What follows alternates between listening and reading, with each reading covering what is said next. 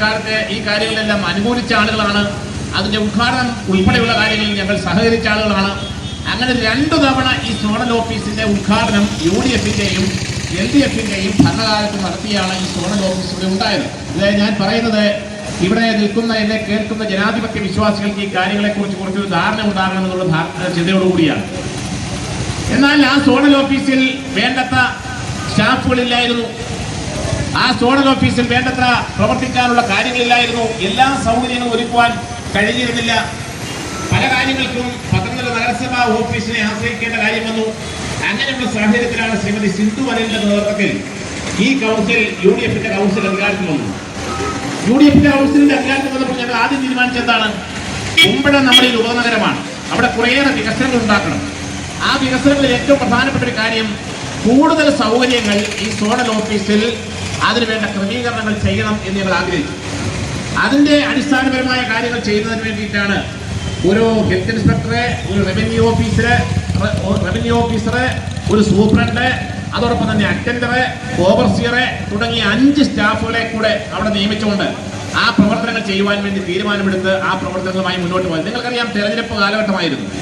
തെരഞ്ഞെടുപ്പ് കാലഘട്ടത്തിൽ എല്ലാ ഉദ്യോഗസ്ഥന്മാരും ഒന്നെങ്കിൽ വോട്ടർ പട്ടികയിൽ പേര് ചേർക്കാൻ പോകും, അല്ലെങ്കിൽ നമ്മുടെ വാർഡിന്റെ വിഭജനത്തിന് വേണ്ടിയുള്ള കാര്യങ്ങൾക്ക് പോകും. അങ്ങനെ നിരവധി കാര്യങ്ങളുണ്ടായിരുന്നു. ആ സമയത്ത് കുറെ ഉദ്യോഗസ്ഥന്മാരുടെ ഒരു അഭാവം ഉണ്ടായിരുന്നു. അതിനുശേഷം ഇപ്പോൾ സംഭവിച്ചിരിക്കുന്നത് എന്താണെന്ന് ചോദിച്ചു കഴിഞ്ഞാൽ നിങ്ങൾക്കറിയാം, സെൻസസുമായി ബന്ധപ്പെട്ട ചില കാര്യങ്ങളാണ്.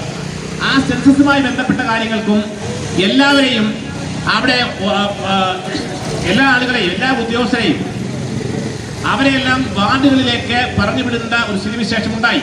അപ്പോൾ സ്വാഭാവികമായിട്ടും ചില ഉദ്യോഗസ്ഥന്മാരുടെ ഒരു അഭാവം അവിടെ ഉണ്ടായി എന്നുള്ളൊരു വാസ്തവമാണ്.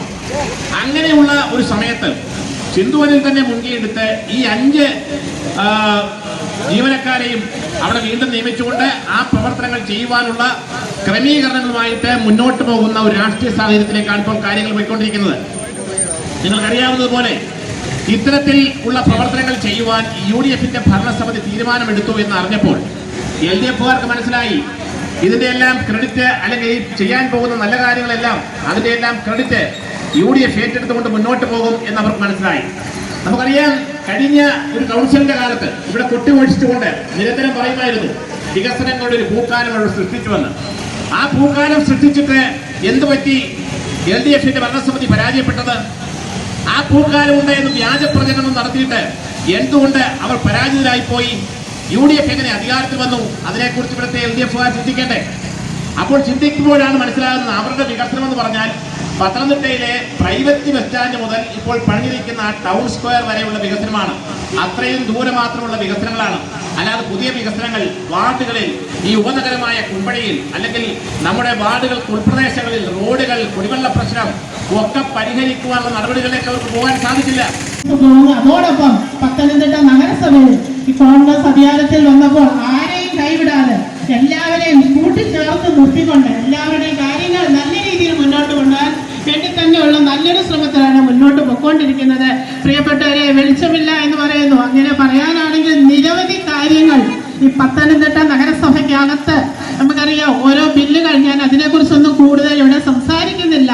ഏറ്റവും വലിയ രീതിയിൽ ഒരു കോൺട്രാക്ടർമാർക്ക് പോലും പൈസ കൊടുക്കാതെ മുന്നോട്ട് പോയിക്കൊണ്ടിരിക്കുന്ന ഈ സമയത്ത് അവരെയൊക്കെ അഡ്ജസ്റ്റ് ചെയ്ത് അവർക്കൊക്കെ വേണ്ട രീതിയിൽ കൈകാര്യം ചെയ്തുകൊണ്ട് മുന്നോട്ട് പോയിക്കൊണ്ടിരിക്കുമ്പോഴാണ് പത്തനംതിട്ടയുടെ ഉപനഗരസഭ പൂട്ടുക എന്നൊരു വാർത്തയുമായി നമ്മുടെ LDFകാർ മുന്നോട്ടിരിക്കുന്നു. ഒരിക്കലും അവർ വിചാരിക്കുന്ന രീതിയിൽ ഇത് മുന്നോട്ട് പോകത്തില്ല. നിങ്ങൾക്കറിയാം, ഇവിടെ ഒരു ആരോഗ്യ കേന്ദ്രം കഴിഞ്ഞ 5 വർഷത്തിന് മുമ്പ് ഉണ്ടായപ്പോൾ ഈ കുമ്പഴയിൽ എന്തൊക്കെ പ്രശ്നങ്ങളാണ് ഈ നാട്ടുകാർ LDFകാർ ചെയ്തത് എന്ന് നിങ്ങൾക്കറിയാം.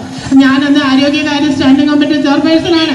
അന്നത്തെ ചെയർപേഴ്സൺ മയങ്ങി വീഴുകയും എനിക്കറിയാം എൻ്റെ കൈയൊക്കെ പൊട്ടുകയൊക്കെ ചെയ്ത് അത്രയ്ക്ക് വിളക്ക് കത്തിക്കാൻ ചെന്നപ്പോൾ വിളക്ക് വലിച്ചെടുത്തുകൊണ്ട് ഞങ്ങളോട് ഉപദ്രവം ചെയ്ത് കൈകയറ്റം ചെയ്തുകൊണ്ടാണ് ഇന്ന് ഒരു ആരോഗ്യ കേന്ദ്രം ഉദ്ഘാടനം ചെയ്യാൻ വന്നത്. അപ്പോൾ ഇവരെ കാണിച്ചത് അതേപോലെ ഒന്നും ഒരിക്കലും ഈ കോൺഗ്രസ്സുകാരൊന്നും ഇങ്ങനെയുള്ള കാര്യങ്ങൾക്കൊന്നും പോകാറില്ല.